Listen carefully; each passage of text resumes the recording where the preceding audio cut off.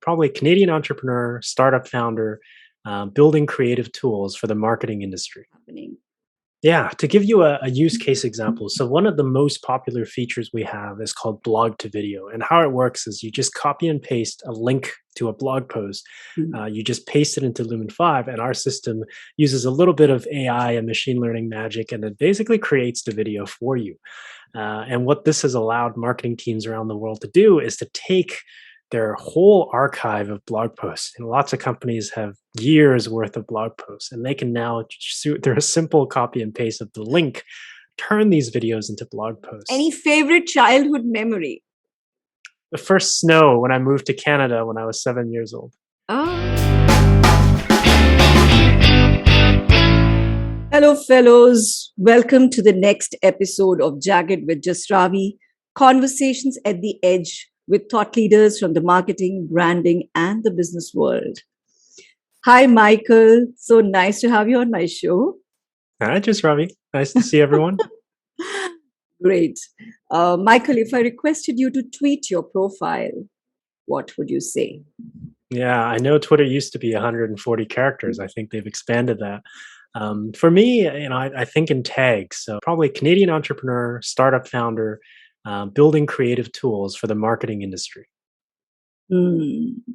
So taking a thread from there, Michael, how is Lumen 5, your company, democratizing video content? Because I was listening to it and all the analogies that you have taken about PowerPoint and how you look at the future, it is so fascinating. Would you like to share about it? Yeah, absolutely. So I'm the co-founder and CEO of a company called Lumen 5, and it's a video creation platform. And the reason we built it is because videos are so important to our day-to-day. We go on Facebook, we go on Twitter, it's video everywhere. But if you think about it, video creation is so complicated. And I love the PowerPoint analogy because once upon a time, presentations were just as difficult. Imagine a world before PowerPoint, or even imagine now if you were to create a presentation without PowerPoint. What do? Do you use Microsoft Paints? Do you string together a series of images? And what PowerPoint has done has really made presentations so easy that anyone can create a great presentation. And since then, there's other presentation software, but PowerPoint still has such a strong brand name in the world of presentations. And when I look at video, I see a very similar trend. It's very important. People love watching videos. Videos are really important in the marketing and the business world, but nobody knows how to make them. Video editing is still a highly specialized skill. People go to school for 4 years to learn how to use Adobe After Effects and Premiere. And it's time. It's time for the PowerPoint of video to do what PowerPoint did for presentations and to make it so accessible so that 5 years from now, people don't even think about it as something difficult. It's, of course, anyone can create videos, and that's what we want Lumen 5 to do. Wow. We'll come to specifics again in terms of, how you are doing this. But I loved when you said that, today you expect students to know how to use PowerPoint. And this is how it's going to be in the future, that you'd expect everyone as part of their regular conventional schooling that they should know how to communicate through video. So with that established, since we are still in the present here, Michael, what is the magic of video? What is the magic of this content? Yeah, so you've probably heard the phrase, a picture is worth 1,000 words. And if you think about what a video is kind of like a flip book. It's, if you're watching at 40 frames per second, that's 40 pictures per second. Or if you have a high FPS monitor, maybe even higher. But you can communicate so much in such a condensed amount of time. So what video offers is not just information delivery, but also emotions with music, with transitions, the pacing. And when someone watches a video, not only do they get the information and the lessons and the insights, they also get that feeling. And that's what people remember. And that's why in the brand world, in the marketing world, that's so critical. Because in marketing, we want to deliver both the message, but also the feeling. And when people are remembering brands or making purchasing decisions, a lot of those are emotional decisions. They choose brands that make them feel a certain way. And that's the magic of video. And that's why video is so popular. So it's more human, is it? Absolutely. Okay. So why now, if you look at the marketing branding aspect of it, Michael, the storytelling has become so important for branding, marketing, and of course, it's not fully understood in terms of how can it be an asset for the brand and marketing, etc. That is still being revisited. I mean, despite the fact that we've you know grown on stories, that's part of our being nurtured in our culture. So how is video an effective tool for various aspects of marketing? You could take any customer engagement or sales, revenue generation. How would you like to go about it? Yeah. So, let's start with brand, because I think Hmm. with a lot of marketing, you're aiming for brand awareness and also Hmm. brand recognition. And for a brand to be memorable, it has to make people feel a certain way. So, think about a blog post that you write. And blogs are generally black text on a white background. Maybe you have some sort of banner design, but ultimately, most blogs look the same, just like how most books look similar once you open it. Video offers a very unique or many unique opportunities for branding in the way, is it sharp edges of your graphics? Is it smooth? Are the transitions abrupt? Are the transitions branded with bubbly circles? And there's all these opportunities to take your brand and your visual identity, take something like your logo. Well, what does it look like if your logo was applied as a scene transition? What if you could use different font colors as part of the video? What kind of soundtrack? Is it upbeat? Is your brand fast moving? Is it slow and thoughtful? So I think within a video setting, you can really build the brand personality, as you mentioned, turning your brand into a human or something that they can connect with. And I think Mm. that's the power of video, is you have all of these opportunities. And even though most of the videos we watch are pretty short, 45 seconds, maybe a minute and a half, within that condensed period, there's so many opportunities for that type of storytelling. And people can really walk away after watching a 30-second video feeling like they understand, is this brand energetic? Is it Mm. trustworthy? Is it reputable? Are they thoughtful? Um, and so I think video offers that type of immersion that you don't get with other types of contents, Mm. and the ability to tell stories. You can't really tell stories without the emotional side of it. And it's not to say that every brand only has one side to them. A Mm. brand might tell a customer story, and they might tell an employee story, and there's Mm. people and culture stories that you can tell. There's customer stories you can tell, and video is just one of the best ways to do it. And it brings everything to life, and it's so engaging. It really draws people in, and it makes you remember what that brand is all about. Mhm. Uh, I mean, apart from the fact that there is an objective to making a video Mm. every time, but still, overall, uh, if you had to spell out, you know, key factors, key characteristics of an effective video, what would those be? I think in the world of marketing particularly, the first thing to look out for is always a good hook. And if you think about where videos exist, is they usually exist in an ocean of other content, which means as someone is scrolling past their news feed, you've got maybe 1 or 2 seconds to capture their attention. So it doesn't matter if you have the best video. You Mm. have to attract people's attention to stick around to see what this video is about. And that's why a good hook is also always really important. And you can think about, even if you're writing a good a blog post, the hook would be the title. If you're writing an email, the hook is the subject. And so in a video context, your first 3 seconds are critical. What is it that you want your audience to think about? Who is this video for? And can you create enough intrigue or mystery to make someone just sit there for another 5 seconds to find out what this video is all about? The second piece to a really effective video is that it has to be valuable, and I think that's what differentiates consumer video from business context, like a marketing video. I think consumer videos can be for fun; it can be entertaining. Business video can be entertaining, but really it needs to be valuable. What kind of insights are you delivering? If I watch the video that your business creates, do I walk away feeling like I've learned something? Do I walk away with something valuable? Mm. And it has to focus on value, just like any other pieces of content that a Mm. marketing team has to produce.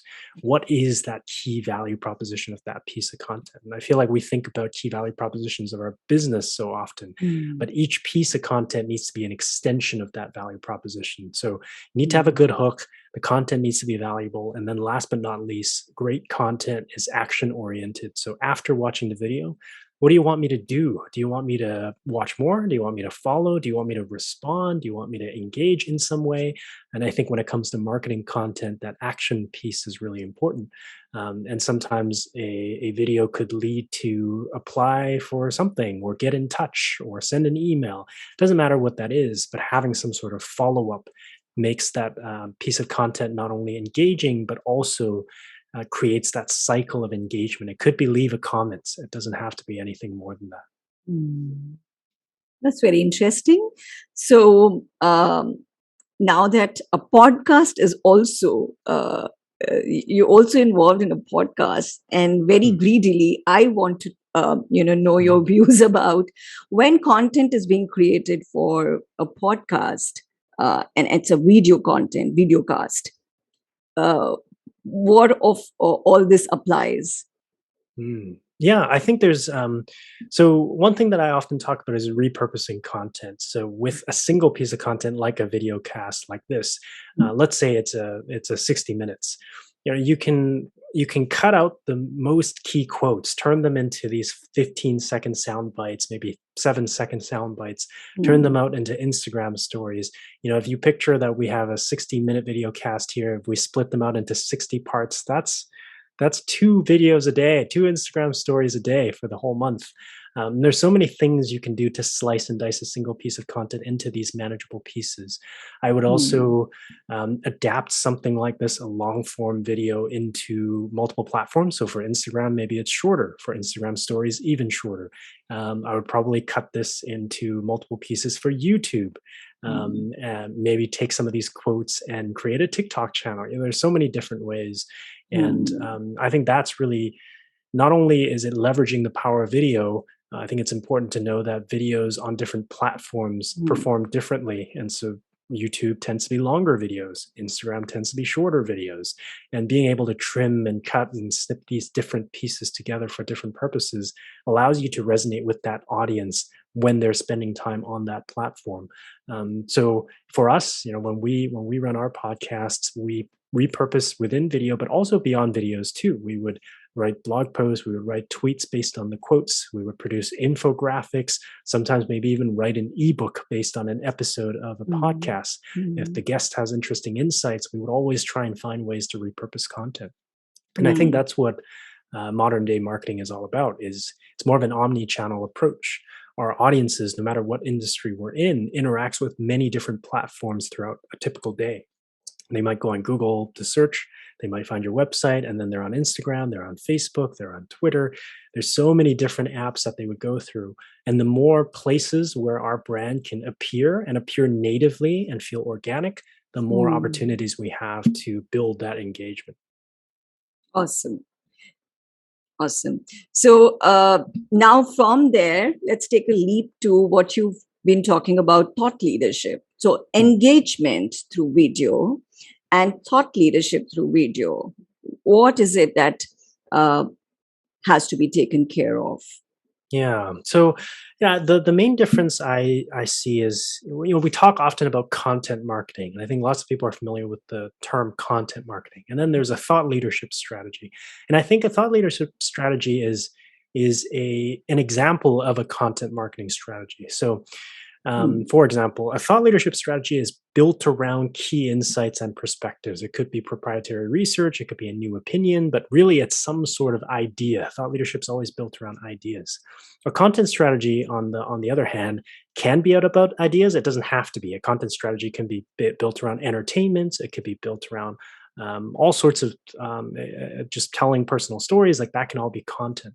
Thought leadership, in particular, though, by building your strategy around key insights and valuable perspectives, you're establishing a certain position in the market. And I think that's where the word leadership in thought leadership is really important. mm, You're stepping forward into the market and saying, hey, we know something that perhaps much of the market doesn't know, and we're willing to share these insights. And that's why a mm, lot of thought leadership is tied to either a unique opinion or proprietary research. Thought mm, leadership can be built either conceptually as an mm, idea, or you go out there and do a lot of surveys and market research and bring those results to the market to establish thought leadership. And I think when to use different things depends on the goal. Marketing campaigns are very goal oriented. So I think Mm. where thought leadership really shines is if you want to influence purchasing decisions. Thought leadership is really valuable for establishing that authority and that trust and respect, so that when it comes time to make a purchasing decision, people are more likely to buy from people or brands that they trust or respect. So I think those are the differentiations, and that's not to say that you can obviously have thought leadership in a written format, in a blog post, in a opinion piece, maybe in a Forbes magazine, or you can do videos. Mm. I think these strategies are independent of the format themselves, but video is one way to express thought leadership. And if the way I picture it in my head is your thought leadership are a series of ideas which can be expressed through writing, it could be expressed in a podcast, it could be expressed in infographics, Mm. and then of course it can be expressed in video as well. Mhm. So,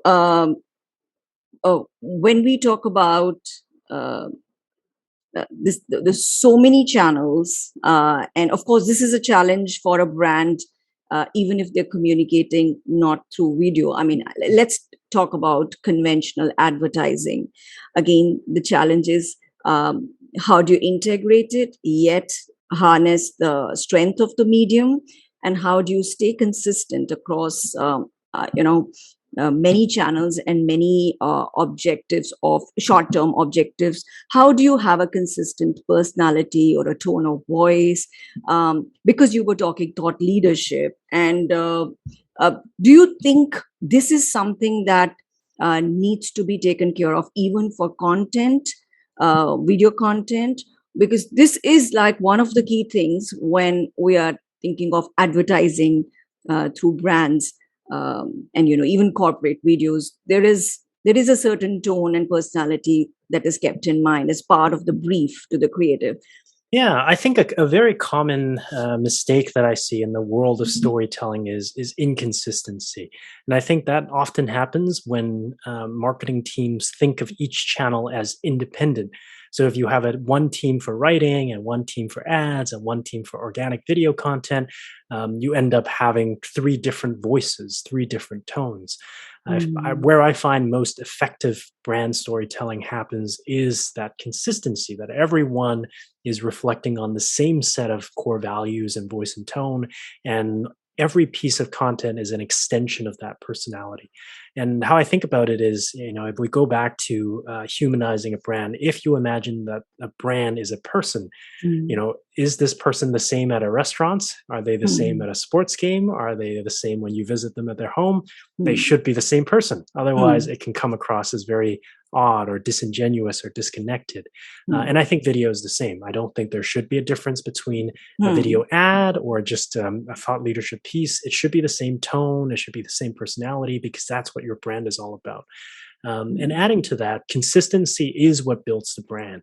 Consistency leads to dependability. And if people feel like they can rely on you to be consistent, that's Mm. how they remember you, and they can remember the brand and what you're all about. And then you start to see compounding effect too, where let's say I, as a potential customer, I'm served one of your video ads. I see it for a couple seconds, and then I go on to look at my feed. I see a piece of your content. I can then recall, oh, I recognize this tone and voice. I recognize these colors and this pacing. And Mm. you start to build more of a compounding relationship as you interact with more touch points with a brand. So I Mm. think that consistency is really important. And it actually makes the job of the marketing team much easier. It's much harder to develop three independent campaigns. It's actually much easier to develop one campaign and just think of each channel and each format as an extension of that same key message. Mm. So consistent personality, but a different aspect of the personality, uh, perhaps, and that is where you were talking about it earlier, uh, because at the disco, at the cafe, there's a different Mm. aspect, and there is a different aspect, and that is, I perhaps, the strength of the medium, Mm. or when you're saying that it has to the native feed, you have to keep in mind in terms of what is that aspect of the consumer Right. that the brand at that point in time is interacting with. So fascinating, Michael. So interesting, and the video content is just getting started, and we're just warming up Yeah. to what's happening. Uh, so this is already there. Now, if you did a crystal ball gazing for us and shared with us trends to watch out for when it comes to video content. Yeah. So, 10 years ago, our relationship with video was so different, and mobile video, for example, wasn't really that big 10 years ago. So I think 10 years later, a lot of how we consume content is actually influenced by hardware innovation, and I think that's one thing that it's so important to think about. Is 10 years ago our phones were very different. Now we're on iPhone 13. We've got mobile data. You can watch videos on 4G, 5G, and it's all instantaneous. And you can watch these high definition video content. 10 years later, we're already seeing the beginning of potentially a virtual reality or augmented reality where Mm. video as we know it moves beyond just a two-dimensional plane. I think two main things will happen in the world of digital storytelling. One, media will become interactive. So when you Mm. watch a video right now, it's linear. You press a play button, it goes from left to right in a set sequence. I think moving forward 10 years later, there's going to be an interactivity component where I can, maybe it's a multilinear storytelling, maybe based on my choice and my interactions, I'm actually taking down a different narrative. So you can think about how today, if we're running a series of Facebook ads, let's say we would have, let's say, four different ads targeted at four different groups of people and they see different things. But I Mm. think 10 years from now, you might have the same starting point depending on how they interact with your interactive story. They might be taken down a different path that's more best suited for them. So I think Mm. interactivity is a big component. And then the other thing is just the moving away of the 2D plane as augmented reality and virtual reality become mainstream in 10 years. Not only do you look one way, you can look around you, you can look left and you can look right, and Mm. you can go through the story. And I think those are going to require new technologies. It's going to require companies like Lumen 5 to adapt. How do we go from helping people create videos to helping people create augmented reality experiences? Advertising will change, branding will change, the relationship between business and consumers will change. So Mm. I think we're still quite a few years away, but a crystal ball for 10 years, I think that's when we'll start to see those things go mainstream. Wow, wow. Okay, I could, when you said to go through the story, I was like, that was so interesting. One could actually, yeah, one could hope and want that. Mm, Yeah, because it's so powerful. I mean, yeah, imagine being, I mean, experiencing it like really. that's I right. mean, as the word means. So, coming back to Lumen 5, Michael, it's been the fast. It was termed as the fastest growing company of Canada in Mm. 2020. That's something, isn't it? Yeah, it's the big honor to have made some of these lists this year, and the team has been really hard at work. So we've been working hard Yeah. to earn our place on that list. Yeah, wow. So, could you share a little bit more about, because, like you said, today it is a little difficult. It is a specialized skill. There are too many components that one has to put together to have a video out there. When you say that you're making it easy, or the content video creation is getting democratized, could you share some of the features of Lumen 5 so people can appreciate, uh, you know, what a big change this is from Yeah. how currently it is happening? Yeah, to give you a use case example, so one of the most popular features we have is called blog to video. And how it works is you just copy and paste a link to a blog post. Mm. You just paste it into Lumen 5, and our system uses a little bit of AI and machine learning magic, and it basically creates the video for you. And what this has allowed marketing teams around the world to do is to take their whole archive of blog posts. And lots of companies have years worth of blog posts, and they can now, through a simple copy and paste of the link turn these videos into blog posts. And how it works is we use a simple summarization algorithms to take that content and reduce it into something that's a 30 or 45 second of the highlights of a written piece. Our systems automatically recognize the subject of your article or your blog post, and it pairs it up with visuals. So we partner with media providers like Shutterstock. Let's say, for example, you have a blog post about coffee. When you put that link into Lumen 5 will actually find videos of coffee beans. It'll find videos of coffee being poured, and the stock media combined with the story gives you a short 30 or 45 second video. So, so many of what we've done is to turn the process of video editing, which used to take hours or sometimes days, into something that can be done within minutes. And the average video completion time of our users is usually under 6 minutes. And a lot of people are really intimidated by video because it feels like something that could take weeks or it could cost thousands of dollars. But Mm. we offer a free plan that allows you to create unlimited videos, and you can get Mm. each video done in under 6 minutes. And that's the degree of impacts that we've had in the world of content creation. That's amazing. That's amazing. It's sort of a mission. When somebody makes it available for free, Mm. that shows how much they want to value add and have a positive impact. So that's amazing, and I hope the audiences check it out. And Michael, would you like to share? You've had a long entrepreneurship journey, and today, they say we are in the creators economy. The Gen Z is totally the culture makers, change Mm. makers, and everybody wants to do their own thing. Everybody has something that they want to, shape it and express with it. So, to be enterprising, what it takes and what is the mindset that really helps? Uh, any lessons that you'd like to share from your journey? Yeah, absolutely. So, for anyone who's thinking about building something, anything, I think the first and foremost is innovation, a commitment to innovation and truly doing something different. And I think that's so important. I think many early stage entrepreneurs fall down this path of doing something that's not innovative because it seems easier. So, let's say I want to make another dating app or another food delivery app, and that happens a lot because it's well defined. So you know how you're going to make a dating app, and maybe you want to do it with a specific focus or specific theory. But I think what you run into is the potential is limited because you're not truly bringing innovation into the world. It's just a slight augmentation of something that exists. Mm. And true innovation is really trying to do something that hasn't been done before, or really isn't being done at all. And so for us, innovation was videos being created a certain way. How do we drastically rethink how a video can be made? So the blog to video Mm. example is one such example where what if we could turn one thing into another thing? And that's the path of innovation that we chose. And I think that's just so important. And when you do something that's truly different, there, number one, you catch a lot of attention. People kind of turn their heads and go, okay, well, this is something different. I haven't seen this before. I want to know what's going on. The other thing is also your ability to build a team.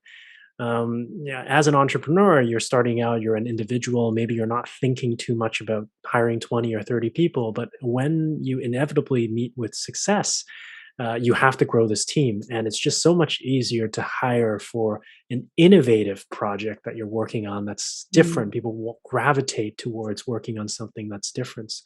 And even if you think about a simple rebranding like Facebook, do you want to work for a social media company? And then they rebrand to Meta. And now it's, do you want to work to build the Mm. metaverse? And so I think innovation is important in attracting talent as well. And innovation is resonates both to the employee market, but also customer facing. And on the topic of innovation, another key lesson to share is timing. Mm. So, we talked about crystal ball 10 years later, or I talked a bit about what video was like 10 years ago. Timing is so critical. If we built Lumen 5 10 years ago, it would be too early. We didn't have the hardware, we didn't have the software to be able to stream video live in real time. And so, if we built a video creation tool before the world was ready for it, it wouldn't be very profitable. Likewise, if we built our VR AR storytelling tool now, it would be too early, and we have to wait for the right timing. So I think timing is so important. And a question I love to ask for any entrepreneurs who's considering an idea is ask yourself, why now? If you think about your idea, why is now the time to do it? And if you have a great answer to it, then you're probably on the right track. But if you can't answer why now, then I would challenge whether it's the right time to build what you're looking for. And then my third point would probably be around team. I think every entrepreneur starts off feeling like they have to do everything, but then you very quickly realize that if you do everything, then you are the bottleneck to your business's growth. Mhm. And every founder has to learn that very critical lesson, which is the job of the founder is to build the team, not to build a business. It's the team that builds the business. And I Hmm. think that's something that once you realize, you figure out, oh, your job is as leader to rally the people under a common cause and to pursue the vision, not to solve every single problem in the organization. But that's a huge thing that you said, because for an innovator to have to do that also, I mean, it's very different aspects of personality and mindset that come into the picture. Because here they could just be by themselves, Mhm. obsessing about how they are solving this problem for the society, and now they have to understand people and Mhm. their personalities and keep them motivated and around that vision.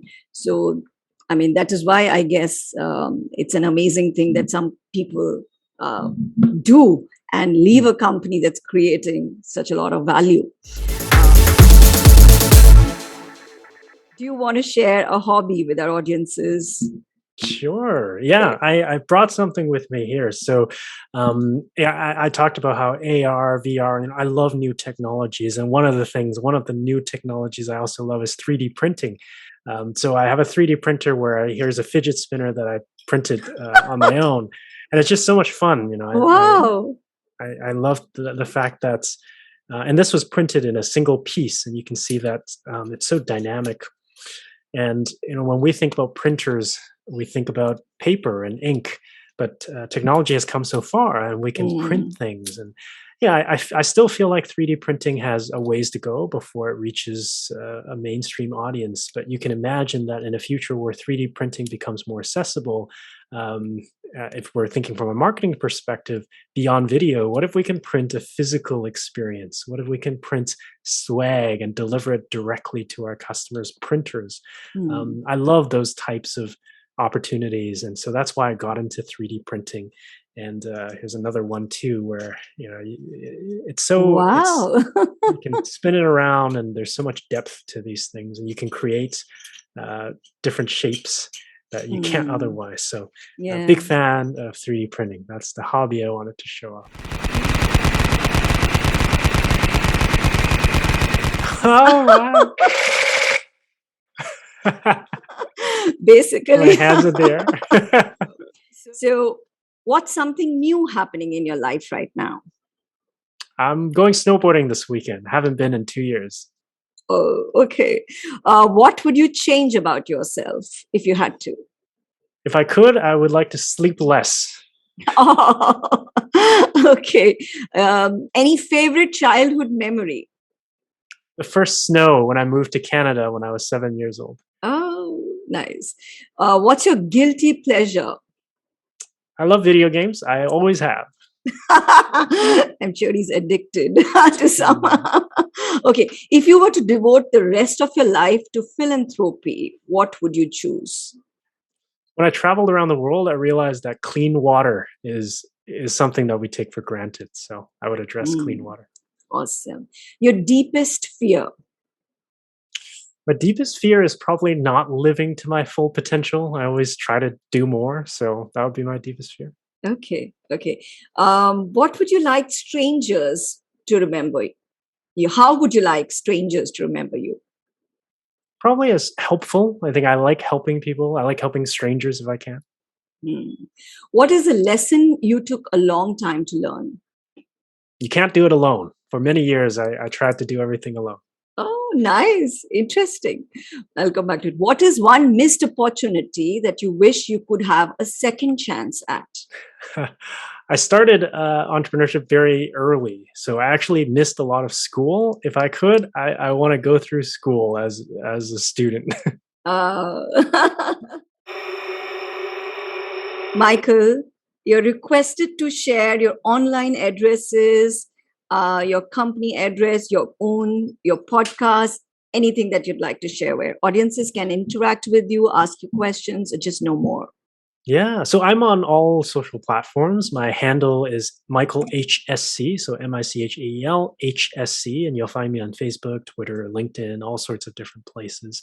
And then the company is Lumen 5, so either it's Lumen with the number 5, or sometimes it's spelled out FIVE if you're on Twitter or Facebook, facebook.com/Lumen5, for example.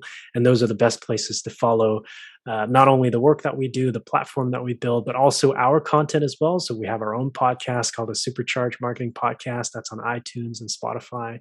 And then, of course, the lumen5.com is where you can create videos for free. You can check out our free plan. You can create unlimited videos for $0. So be sure to come try out our product. Superb.